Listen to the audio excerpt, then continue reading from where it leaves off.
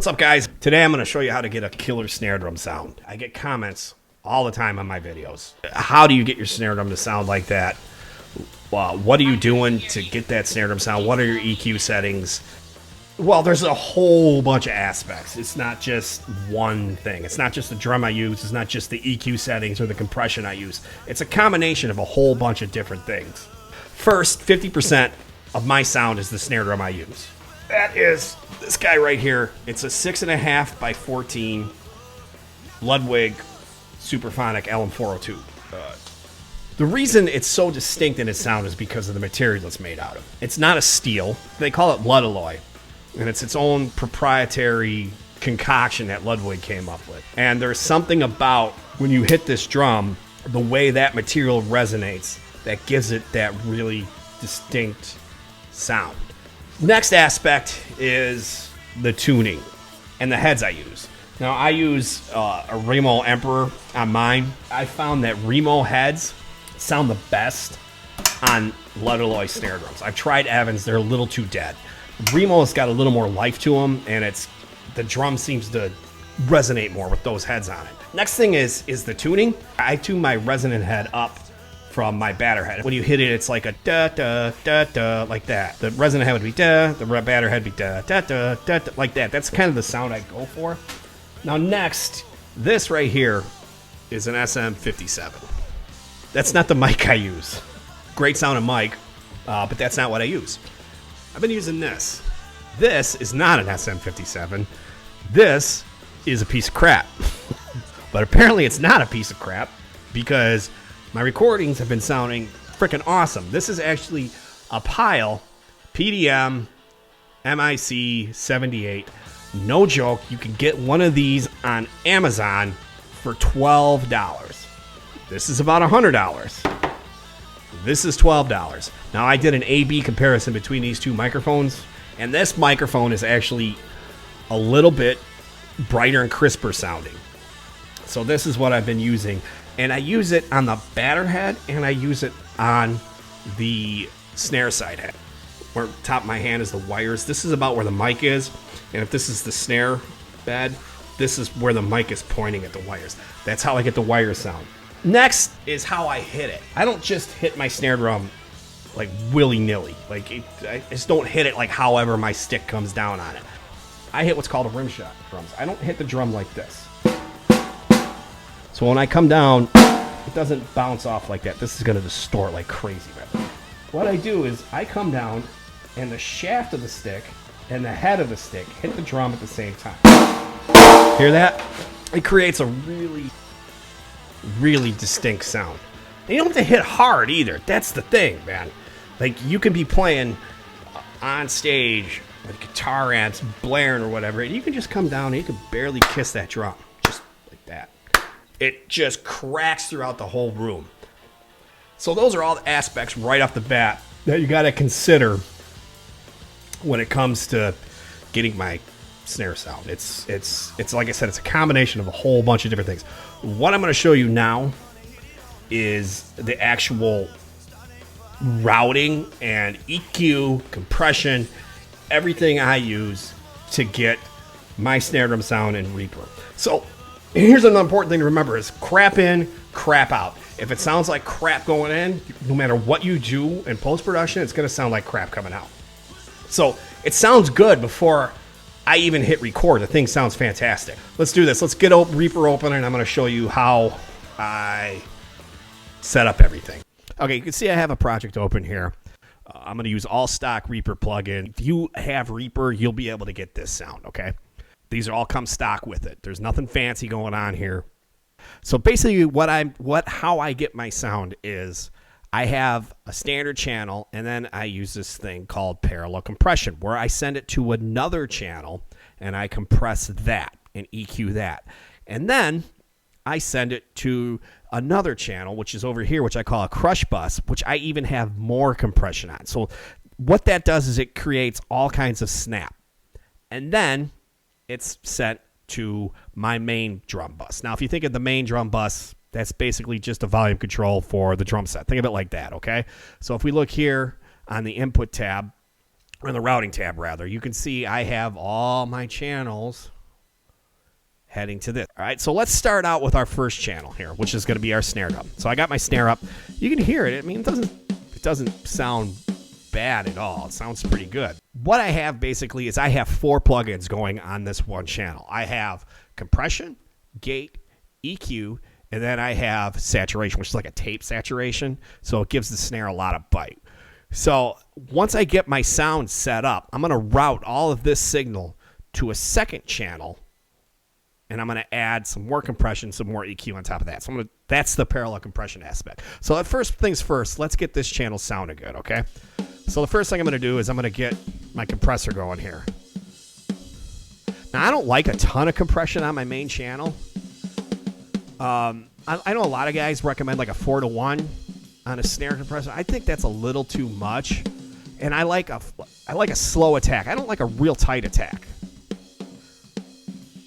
So that's too much. That's way too much. Take that threshold down. So I like a slower attack.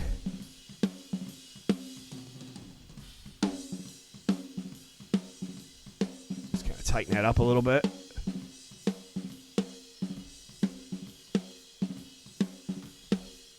I'll play with the release a little bit.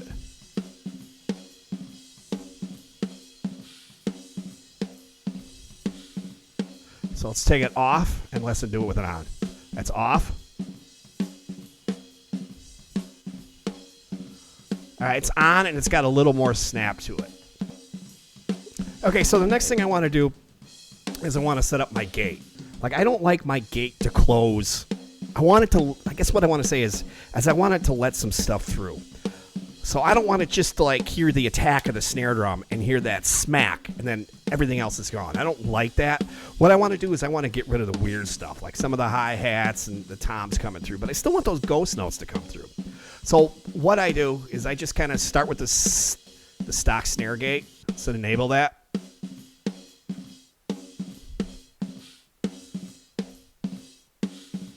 And then I just kind of mess with the hold.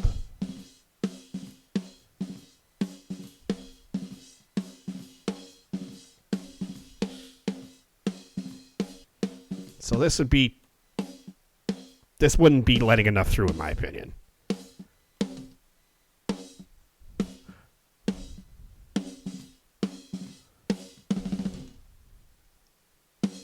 You can still hear those ghost notes coming through.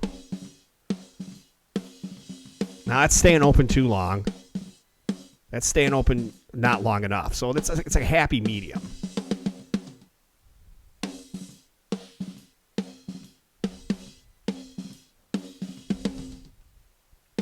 Next step, EQ.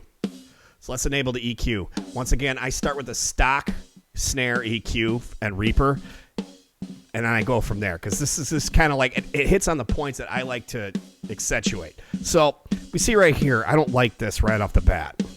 Way too boxy sounding. So I always start by pulling out some 200.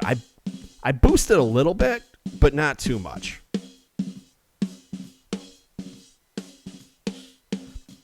Then I'll come over and I'll just put a little 1K back in. This 3, I just kind of leave that the same. But a trick I love is I put a high shelf over here. So that's right there. That's adding some snap to it. All right, last but not least, saturation. This is where you get a lot of growl. So let's turn the saturation on. And I just crank it all the way up. Off. On. You can hear that growl. All right, so next what we want to do is we're going to route this signal to another channel. Essentially double it, I guess you would call it. We're going to take all the effects, everything that I did here, and we're going to route it to the second channel, and then we're going to add more on top of that. So how you do that is you just come to here, highlight the track that you want to add it next to because it'll default to the right of that. Insert new track. And if you click on the routing tab, you'll see a little patch bobber come up, and you just drag it over. Now what I want to do, post effects, because I want all of these effects going to this channel because we're going to add on top of that. The next thing we have to do is, remember I said we're going to add a crush bus and the regular drum bus. So we need to route a send to the crush bus. So if you go down here, we click on, let's go back here, click on the routing tab, click add new send, go down to crush. Okay, so it's heading to the crush bus. Same thing, click on the routing tab again, add another send, and we're going to add it to the drum bus. Next thing we're going to do is we're going to enable the master send. So it's not going to go to this channel here. It's going to go over here to the drum bus, and then the drum bus is going over here to the main channel. The next thing I do is I'll name it like snare body. Thanks you to Mike Luke, by the way, for showing me this trick, because it has made a world of difference in all of my drum sounds. Everything. Kick, toms, snare, everything. So we got our routing set up, okay? Now let's play. Oops, wrong channel. Okay, so now what I want to do is I want to compress this signal and add more EQ to it. So basically what I do is I kind of do the same thing I did on the main channel, but a little different. I actually crush it a little harder. So we're going to go over here, Recomp, add Recomp, go back to the modern rock snare, and crush it.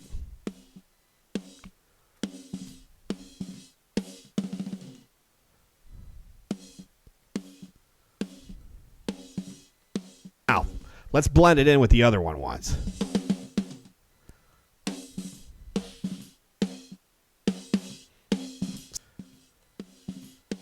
Okay, so next what we want to do is we want to add some EQ on top of this.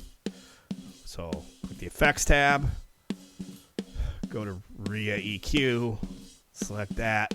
Like I said, I go back to this snare preset, take that 200 out, add a little bit of, just boost the 1K just a tad, and then high shelf. Okay, let's listen what these sound blended together.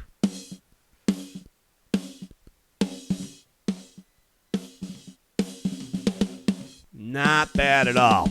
Next, we're going to start with our snare bottom. Okay, snare bottom's just basically little EQ and, let me turn all these off, little gate and a little compression. I don't go too crazy on anything. I don't like too much gate because I still want to hear the wires, but I want to kind of get rid of some of the other stuff. So here's just the bottom track.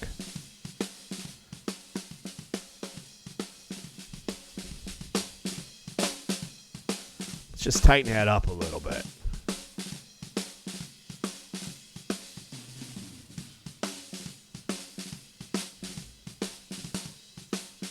Okay, so next let's add a little gate. We're just going to try and get rid of some of that other stuff.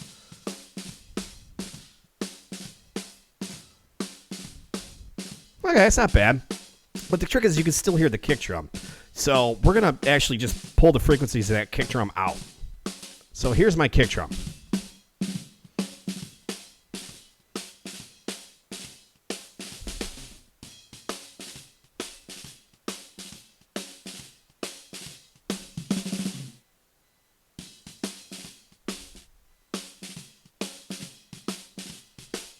It's kind of sitting right around there.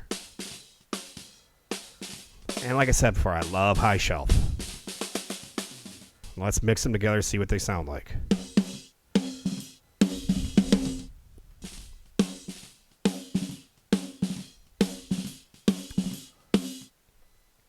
Let's mix it with the whole kit once.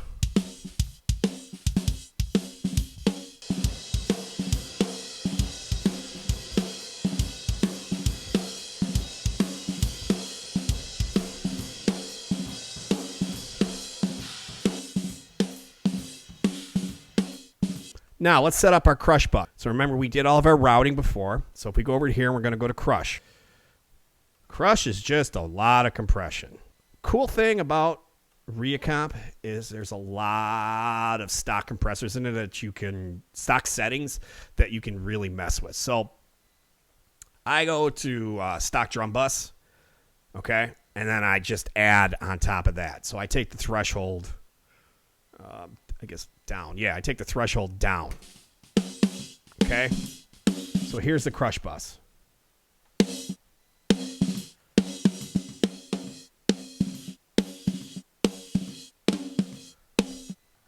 Now let's unmute the kick so you can hear what it does to the kick.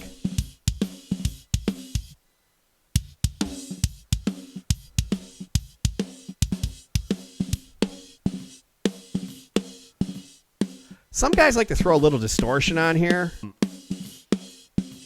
Just a tad. I've tried it. I've done it in the past. Sometimes it works. Sometimes it sounds cool. Sometimes it doesn't. But normally, right now, lately, what I've been doing is I've just been crushing the crap out of it. Let's blend the crush in with the drum bus so you can hear what it sounds like with it and without it. I'm going to turn those off. All right. So here's my drum bus dry. Now I'm going to blend the crush in with it, and you're going to hear how much punch here it gets. Here we go.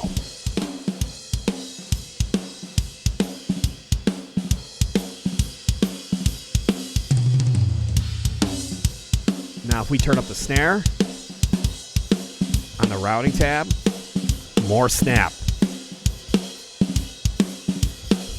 So the crush is so important. I can't emphasize that enough. Last but not least, I'm going to throw in a little verb on the snare. Now, I don't add it right to the snare channel. I create another channel and route to that. So let's do that way I can just turn it up and down in a fader. So let's create a track, insert new track. We're going to call this snare verb. We're going to route it just with the little routing tab thingy, patch bay thing.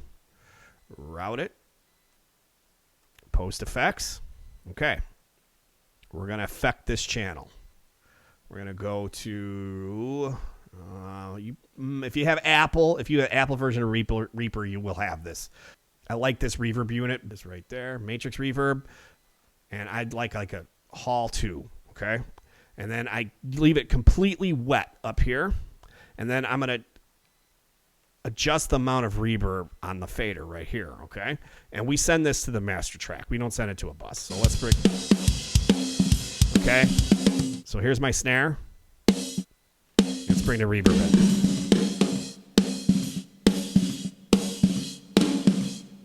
Then you kind of listen to it with the whole kit to see what it sounds like.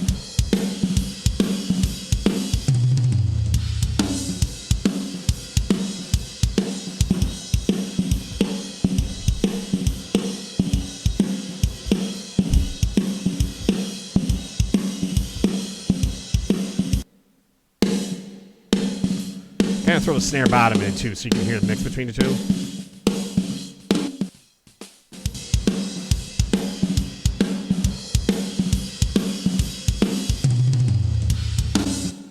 All right, that's it. That's how I get my snare sound on Reaper. Well, that used to be how I got my snare sound on Reaper. Now I have a secret weapon. I have a plugin now from Easy Mix or Tune Track. I think it's Tune Track. Yeah, Tune Track. I just use this Easy Mix plugin, Rock Snare 1, and it does all this crap for me. So I saved myself a bunch of time by switching to Tune Track on my snare drum sound. So, all right, guys, that's it. Thanks for watching. I'll see you next time.